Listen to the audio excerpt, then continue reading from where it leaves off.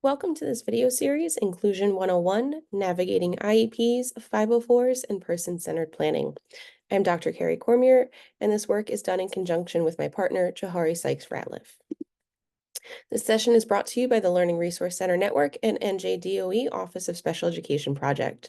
The LRCs foster the achievement of all students with disabilities, their families, the educational professionals who work with them as they pursue their goal of increasing opportunities and improving educational outcomes in special education. The Learning Resource Center Network provides educators, leaders, and families with support, services, and professional development opportunities. We encourage you to check out our LRC locations and contact information listed here on this slide, the LRC North, LRC Central, LRC North Satellite, and the LRC South. Today's session is brought to you by the LRC-South, located within Rowan University's College of Education. We invite you to visit our production center and our resource library in James Hall.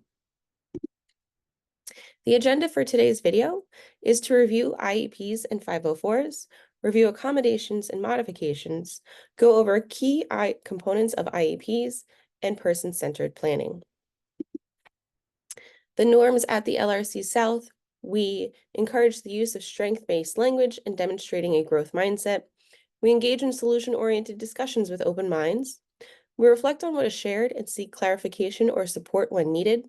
And we stay focused on the topic, actively listen to one another, and ensure all voices are heard. The goals and objectives for this video: as a result of this video, families, caregivers, and educators will be able to identify key components of special education plans. So let's dive in. IEPs and 504 plans, what's the difference? Individual education programs, or IEPs, fall under the Individuals with Disabilities Education Act, which is a federal education law. These plans outline modifications and accommodations that will help a student access the general education curriculum. 504 plans fall under a separate law, which is the Section 504 of the Rehabilitation Act, which is a civil rights law. These plans outline accommodations that students receive to access the curriculum. So let's look at accommodations and modifications, which are two types of adaptations that students can receive. So modifications can be thought of adjusting the what of learning, so the content or the product of what students are going to produce at the end of a learning segment. Some examples could be adjusted reading levels, either up or down, dependent on where the student is presently at, shorter spelling lists or shorter problem sets, or alternate projects where the entire class might be expected to be doing a more in-depth project and a student can have a modification to only do a portion of that project.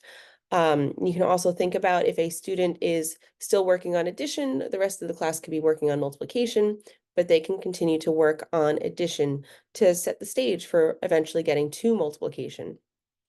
Accommodations are going to look at the how of learning, so the process of how students engage in the learning.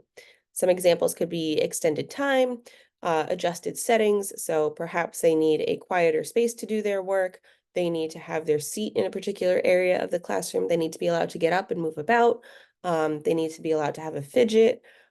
Something like having flexible seating could be considered, and even having responses scribed by either a peer partner or a paraprofessional. So taking those modifications and accommodations, we then bring them into the key components of an IEP. So again, an individual education program.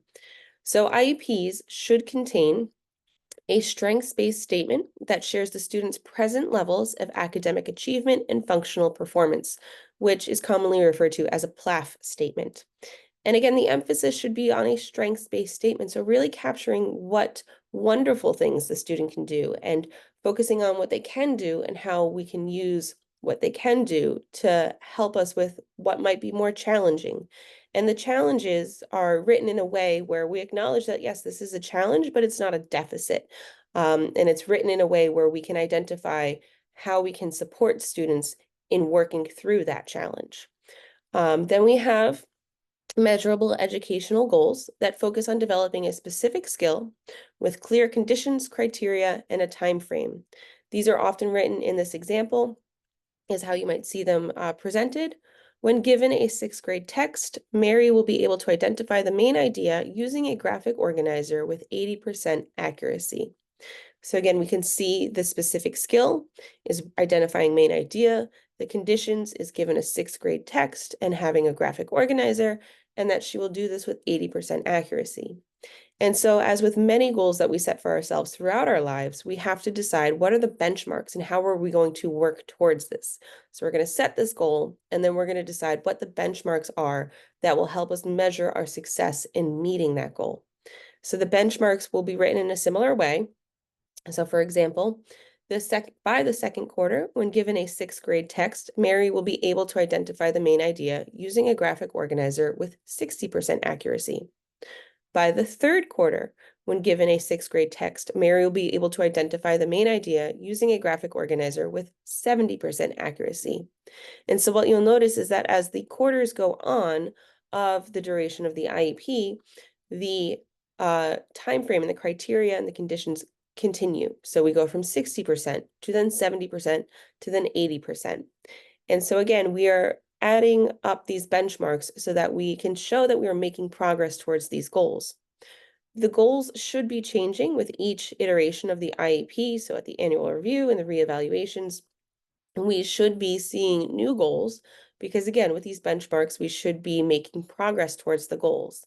There could be big changes, there could be little changes, and we should be celebrating all of the progress that we make.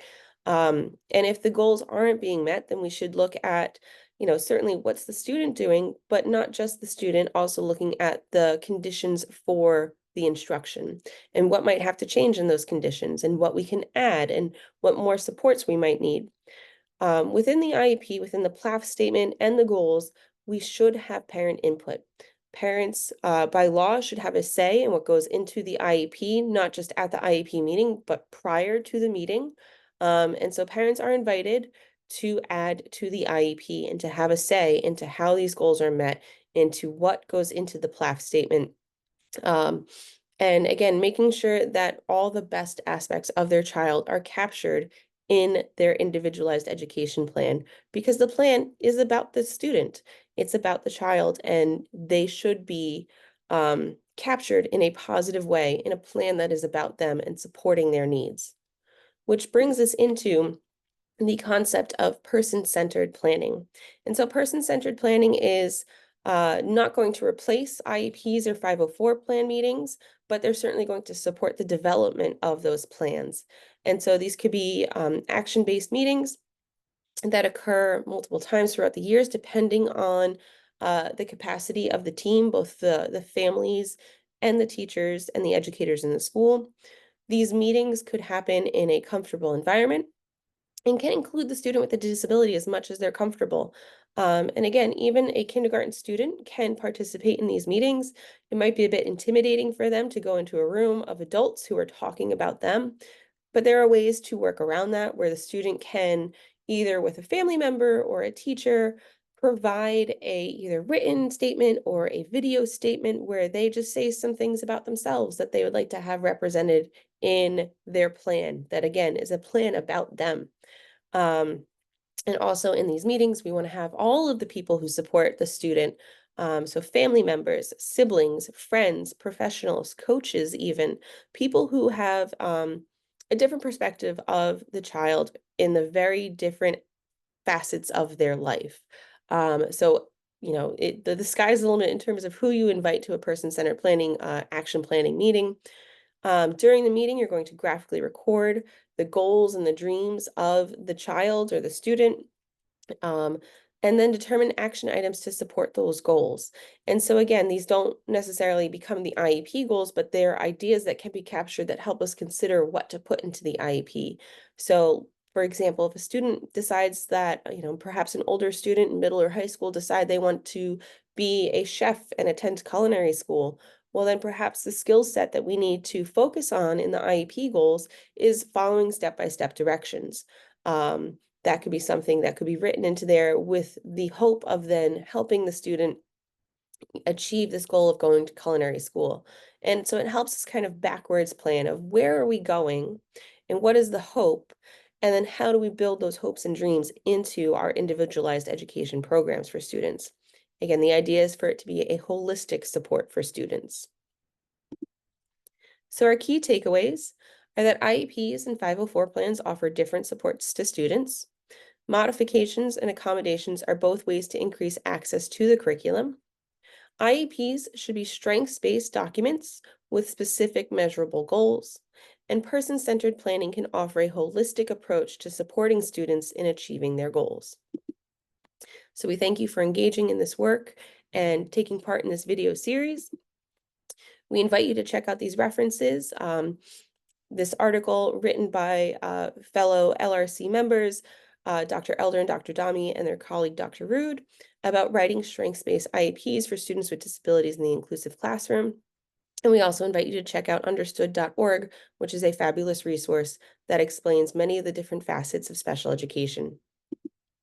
We also invite you to connect with the LRC-South through our various social media accounts. And we thank you for engaging in our work in this video series.